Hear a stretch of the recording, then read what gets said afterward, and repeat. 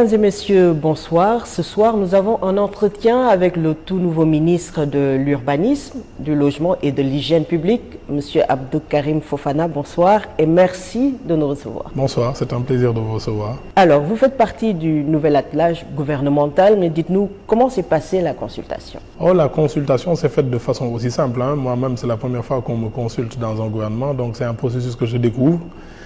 J'imagine que c'est quelque chose de très verrouillé, puisque moi, je suis appelé que vers au-delà de 20h, donc vers 20h45 précisément. C'est un petit échange avec le Premier ministre qui ne dure pas 30 secondes et qui vous annonce qu'on vous a proposé ceci. Est-ce que ça vous convient? Est-ce que vous êtes d'accord ou pas? Donc c'est un peu comme ça, mais il n'y a pas de préalable à mon sens, à mon niveau, jusqu'au jour de la consultation. Et comment l'avez-vous accueilli cette nomination? Oui, avec beaucoup de responsabilités d'abord, parce que c'est une grosse charge.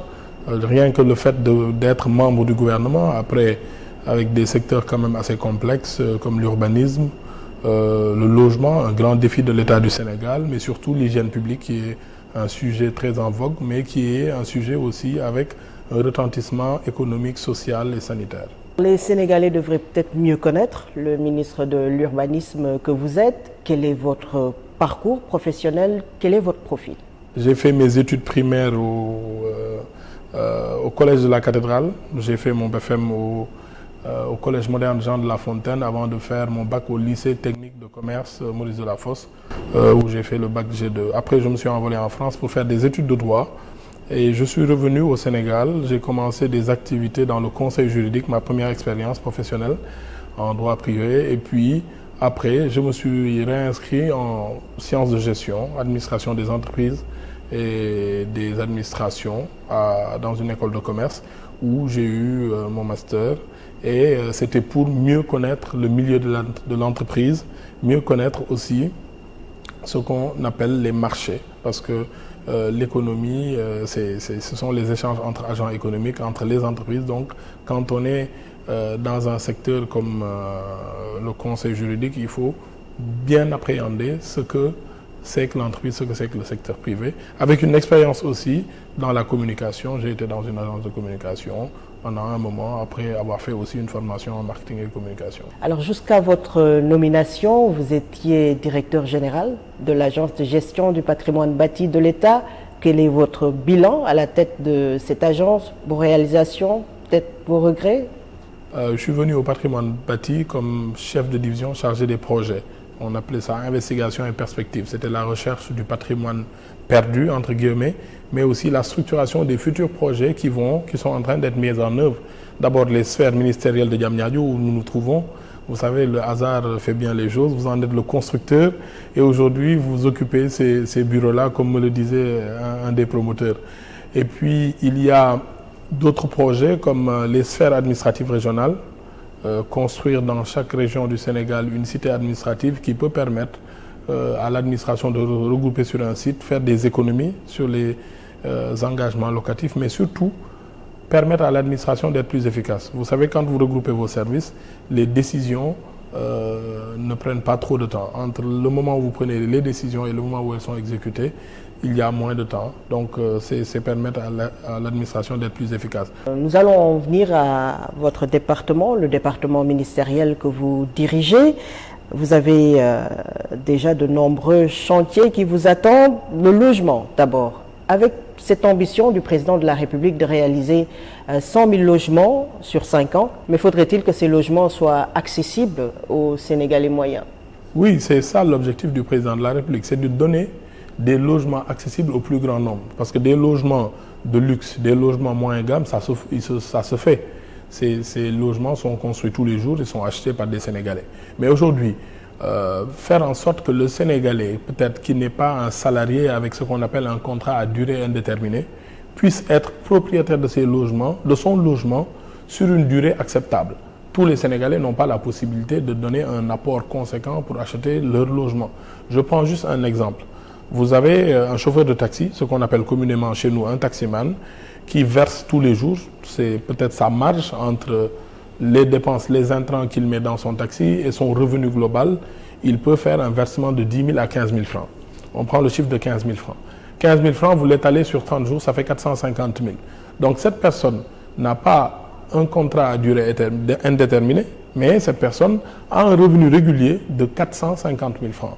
L'objectif de l'État, c'est de faire en sorte de lui proposer un produit immobilier à la hauteur de ses revenus, qui pourrait, par exemple, sur ces 450 000, destiner 100 000 francs, 50 000 francs, 80 000 francs à un bien immobilier qu'il serait prêt à acheter avec ses versements mensuels, mais sur une durée très étalée, 10 ans, 15 ans, 20 ans.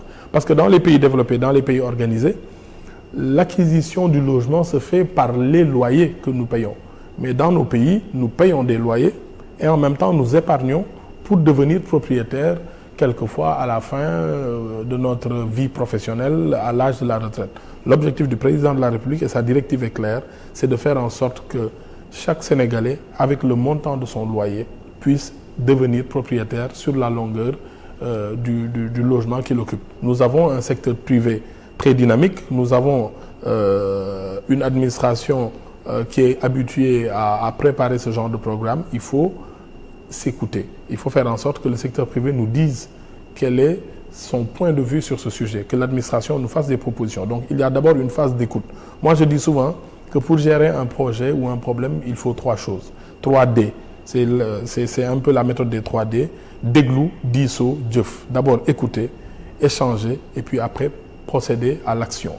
Donc nous allons procéder à une phase d'écoute, recevoir et échanger avec le secteur privé, avec les architectes, avec les promoteurs immobiliers et après, sur la base de leurs propositions et sur la base des propositions de l'administration, procéder à un cadre d'échange qui pourrait prendre peut-être la forme d'un conseil présidentiel dirigé par le président de la République où nous aurons toutes les propositions et à la fin de cela, l'autorité prendra les décisions qui seront à exécuter pour mettre en œuvre ce programme des 100 000 logements sur les 5 prochaines années. L'hygiène publique reste un autre chantier pour votre département. Dans son discours d'investiture, d'ailleurs, le président de la République avait évoqué et déploré l'insalubrité dans nos villes. Pour vous, comment l'éradiquer, cette insalubrité? Est-ce que vous avez une stratégie déjà? Alors, même chose, j'ai l'habitude de dire que le ministère que le président de la République a bien voulu me confier, c'est le ministère des changements de comportement. C'est le ministère du changement des comportements. Vous vous rendez compte, depuis les années 80, des initiatives appelées Set Setal ont pullulé dans le Sénégal. Jusqu'à présent, on trouve même des monuments au bout des rues qui ont été construits depuis ces années. On en garde de très bons souvenirs. Mais le problème de la salubrité, c'est le changement de comportement, mais c'est la pérennisation aussi, la pérennisation des organisations. Il est très facile sur un week-end de rassembler les gens d'un quartier, d'une association pour nettoyer son quartier. Il faut le faire, c'est très bien, mais le plus important, c'est de pérenniser les acquis. Pérenniser les acquis comment? Nous l'avons vu dans le domaine de la santé. Il y a ce qu'on appelle les comités de santé. Par quartier, les gens se regroupent, s'organisent et gèrent les centres de santé et les postes de santé. Il y a les comités de gestion des écoles. Je pense que sur ce modèle-là, en discutant et en écoutant les populations, on peut bâtir un modèle d'organisation à la base qui devrait permettre d'avoir des équipes avec du matériel et organiser la prise en charge par les populations elles-mêmes du problème de la salubrité. Maintenant, l'État a un rôle central à jouer. Le rôle commence d'abord par avoir l'humilité. Il n'est pas question d'opposer la force de l'État aux populations. Nous tous, nous sommes des Sénégalais, nous avons des indignations, quels que soient nos niveaux de responsabilité. Nous souhaitons que le Sénégal soit plus propre. Nous souhaitons que les Sénégalais aient une conscience plus marquée en matière de salubrité publique. Mais il faut d'abord écouter les Sénégalais. Ils ont des solutions. Ce matin, on me racontait encore des expériences dans la banlieue de Dakar, à Guédiawaye, où des jeunes du mouvement hip-hop ont transformé des zones de dépotoir avec quelques pavés, de la peinture et quelques briques en espace culturel. Aujourd'hui, parce qu'ils l'ont occupé de façon pérenne, on n'en fait plus un dépotoir. Il y a à l'île de Gorée, que j'irai voir, une organisation qui permet de mettre en œuvre le tri sélectif. On pensait que ce n'était possible qu'en Europe ou dans les pays développés. Mais à Gorée, ça se fait et ça marche très bien. Il y a aussi d'autres zones où les déchets sont valorisés. Le plus important, c'est d'arriver à une concertation, écouter les populations et maintenant mettre en place un système qui va durer dans le temps, mais pas des actions de coup d'éclat. Il faudra désencombrer la voirie publique, la voie publique. Il faudra faire des nettoiements avec des actions de nettoiement avec les associations, mais il faudra, le plus important, mettre sur pied des organisations à la base, des organisations locales détenues et gérées par les populations pour avoir le résultat escompté. Alors, pour l'urbanisme, quelles sont vos priorités? C'est de moderniser l'administration de l'urbanisme. On en entend souvent parler, la délivrance des titres, les plans d'urbanisme et autres. Il faudrait que les plans d'urbanisation soient généralisés. Que ce soit Dakar ne doit pas avoir le monopole du plan d'urbanisation, des plans d'urbanisation. Il nous faudra dans chaque région, dans chaque département, dans chaque commune du Sénégal qu'il y ait des plans mis à jour et de permettre à éviter les occupations anarchiques et autres.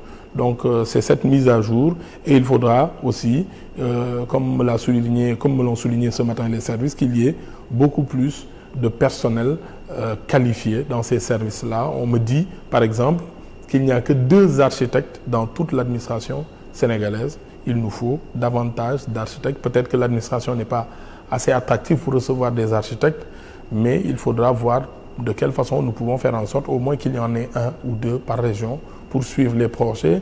Il y a aussi le projet d'assistance architecturale, comme en matière pénale ou juridique ou judiciaire. À chaque fois que vous avez une audience au tribunal, il y a l'assistance judiciaire qui est obligatoire. Donc il faudrait aussi que l'administration puisse mettre à disposition une assistance architecturale pour ceux qui n'ont pas les moyens de recourir au service d'un architecte. En tout cas, vous avez beaucoup de chantiers qui vous attendent et c'est sur ces mots que prend fin cet entretien avec le nouveau ministre de l'Urbanisme, du Logement et de l'Hygiène publique, M. Abdou Karim Fofana. Merci de nous avoir reçus. Merci, merci. Mesdames et messieurs, merci à vous d'avoir suivi cet entretien. Excellente soirée.